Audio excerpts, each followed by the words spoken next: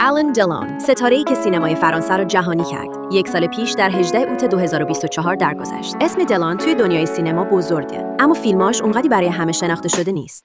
اگه تازه می‌خوای با دنیای آلن دلون آشنا بشی، این چند فیلم شروع خیلی خوبی هستن. اولی پرپل نون یا همون ظهر بنفش. دلون نقش تام ریپلی، یک کلاهبردار جذاب و خطرناک رو بازی می‌کنه. اجراش اونقدی خیره کننده بود که خیلی‌ها هنوز این نسخه رو بهترین اقتباس از تالنتد مستر ریپلی میدونن. مت دیمون هم این نقش رو بازی کرده. بعد میرسیم به لسامورای یا همون سامورایی، ساخته ژان پیر ملویل. دلون اینجا ژف کاستلوه، یک قاتل خونسرد و بی‌احساس. سکوت‌ها و نگاه‌های یخیش باعث شد فیلم به یکی از ماندگارترین نئونوارهای تاریخ تبدیل بشه. و حتما باید به لکلیس یا همون کسوف، ساخته میکلانجلو آنتونیونی اشاره کرد. دلون اینجا وارد دنیای ناامیدی‌های عاشقانه میشه.